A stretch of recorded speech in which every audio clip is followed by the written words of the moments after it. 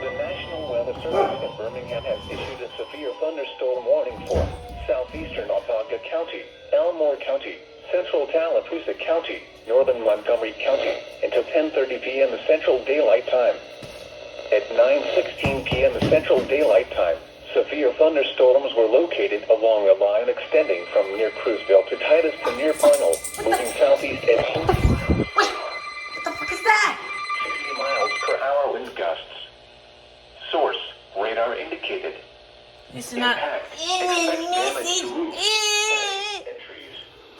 Locations impacted include Montgomery, Prattsville, Alexander City, Millbrook, Wetumpka, Dallas City, Jayville, Camp Hill, Elmore, Coushatta, Deepsville, Eclectic, Otaugaville, Jackson's Gap, Even unknown. Hyundai Motors of Alabama, Auburn University in Montgomery, Otaugah County Airport, Woodcrest, and Guam.